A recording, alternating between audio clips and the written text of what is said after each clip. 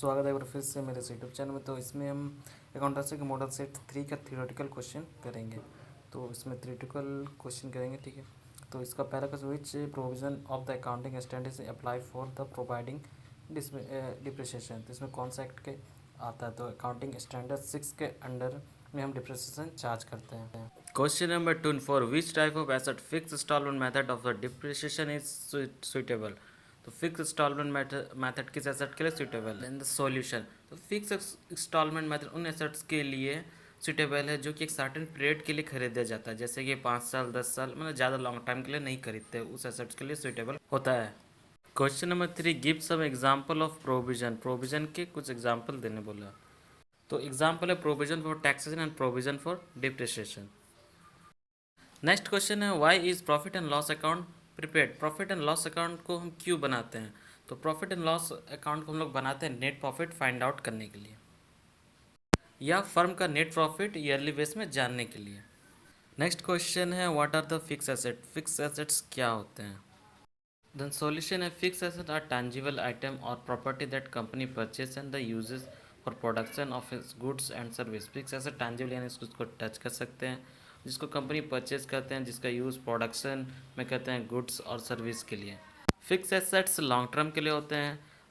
This means the assets have a useful life of more than year. इसका मतलब कि जो फिक्स एसेट होता है 1 साल से ज़्यादा के लिए खरीदा जाता है।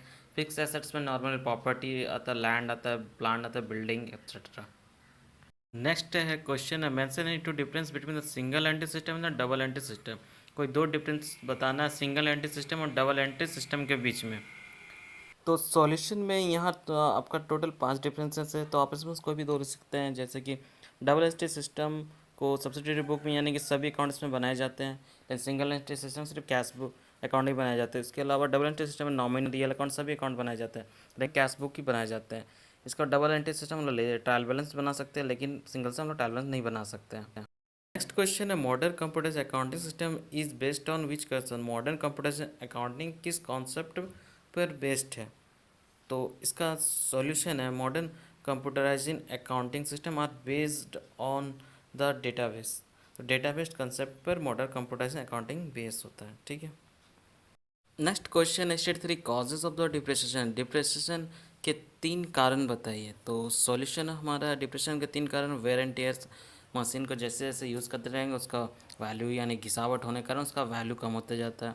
और टाइम, तो जैसे जैसे कुछ ऐसा टाइम के साथ उसका वैल्यू ख़त्म हो जाता है, जैसे कि कॉपीराइट पेटेंट इन लोगों का एक टाइम लिमिट रहता है।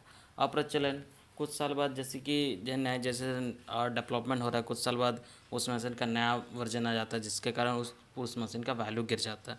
ये 3 तो कॉजेज ऑफ डिप्रेशन। इसके अलावा भी और 3 कॉजेज मैंने आपको शो किया, आप उसको ज़रूर रीड कर लीजिएगा। नेक्स्ट क्वेश्चन है, what is a secret reserve. Secret reserve क्या है? तो सीक्रेट रिजर्व का मतलब क्या होता है कि जिसको हम बैलेंस शीट में शो नहीं करते हैं, लेकिन वो फर्म में है, उससे हम सीक्रेट रिजर्व कहते हैं। According to doctor Polar definition, a secret reserve is a reserve that is not disclose in the balance sheet so that the financial position is in fact better than the affair from the balance sheet. Secret reserve क्या होता है? जिसको हम balance sheet में दिखाते नहीं है, और इस तरह का जो फर्म होता है उसका फाइनेंशियल पोजीशन काफ़ी मजबूत होता है, जो कि एक्चुअल बैलेंस शीट में दिखाया जाता है।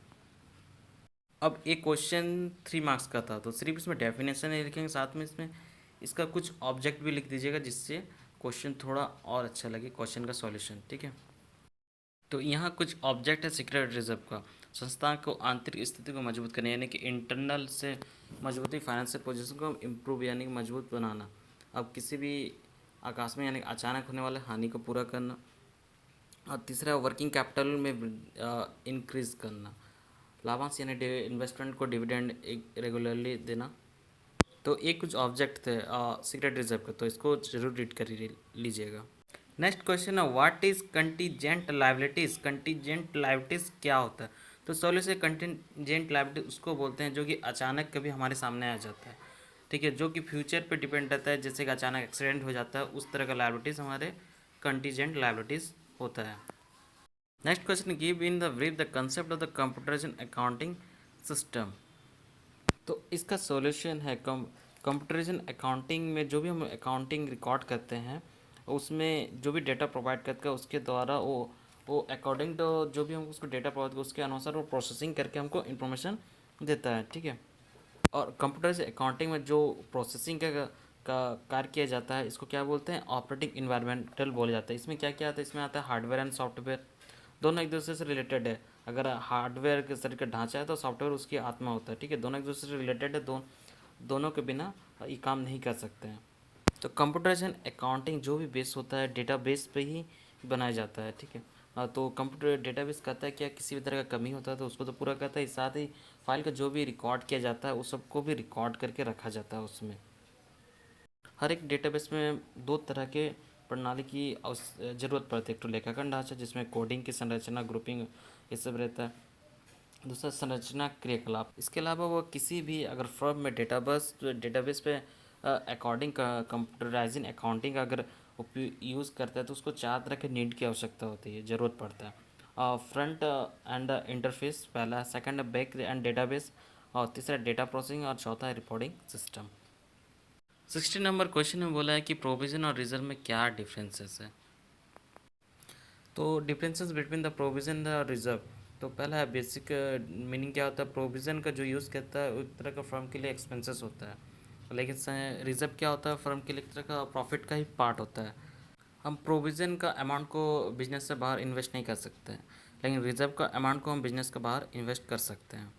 तीसरा पॉइंट, इसका उद्देश्य क्या होता है। इसका उद्देश्य होता है कि प्रोविजन का जो काम होता है इसको लॉस और डिप्रेशन का अमाउंट को अरेंज करने के लिए कहा जाता है, लेकिन रिजर्व का काम क्या होता है, इसका व्यवस्था था वर्किंग कैपिटल का वैल्यू इंक्रीज करने में और किसी भी अननोन लॉसेस का पेमेंट करने के लिए। तो प्रोविज़न को हम किसी भी कंडीशन में बनाते हैं, चाहे बिजनेस में लॉस हो चाहे प्रॉफिट, लेकिन रिजर्व का हम सिर्फ प्रॉफिट के कंडीशन में ही बनाते हैं। प्रोविज़न अमाउंट का यूज़ हम उसी के लिए करते हैं जिसके लिए बनाया गया है, लेकिन रिजर्व का योग योग हम सभी प्रकार के कार्यों में कर सकते हैं, ठीक है। प्रोविज़न का हम जो वो कहते हैं इसको बैलेंस शीट में जिस एसेट से रिलेटेड होता है उससे हम लोग लेस करके शो करते हैं, लेकिन रिजर्व को हम रिजर्व एंड सरप्लस के अमाउंट के अंडर हेडिंग के अंडर में हम लोग दिखाते हैं। तो एक कुछ डिफरेंसेस थे प्रोविज़न एंड रिजर्व के, तो रीड कर लीजिएगा अच्छे से। नेक्स्ट क्वेश्चन है कंप्यूटराइजिंग अकाउंटिंग सिस्टम क्या होता है और डिफरेंस बताना manual and computerising accounting system के बीच में। तो उसका डेफिनेशन है, computerising accounting system is an accounting information system that process the financial transaction and the event as per the generally accepted accounting principle to proceed your report as per the user requirement। तो computers accounting system में एक accounting process है जो कि financial information के according जो भी need होता है उसके अनुसार रिपोर्ट तैयार करता है।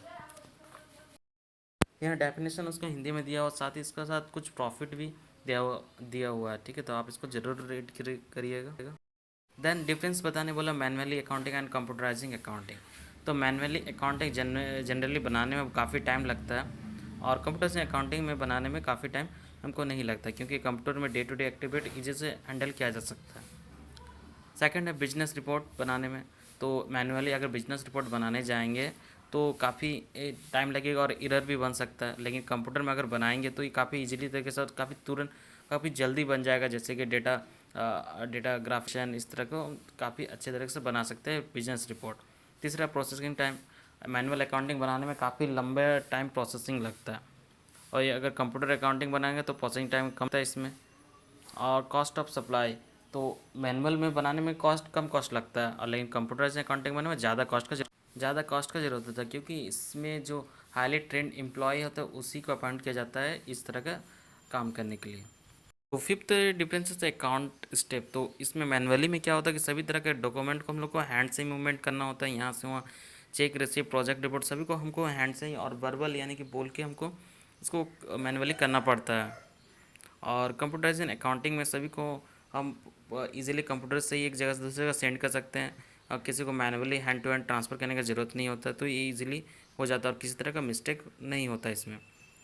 तो इसमें जो भी अकाउंट्स बनाया जाता है उसको स्टोरेज अकाउंट्स बुक में रखा जाता है, लाइक जनरल कैश बुक, ये सबको अकाउंट्स बुक में स्टोरेज करके रखा जाता है, लेकिन एक कंप्यूटर में सबको मेमोरी में स्टोरेज करके रखा जाता है। अब डाटा एक्यूरेसी मैनुअल करेंगे तो ज़्यादा गलती होने का चांस है, लेकिन कंप्यूटर से करेंगे तो कम गलती होने का चांस है, ज़्यादा एक्यूरेट बनता है इससे। और ह्यूमन पावर इसमें ज़्यादा एम्प्लॉय की ज़रूरत होता है और कंप्यूटर्स में कम का ज़रूरत होता है।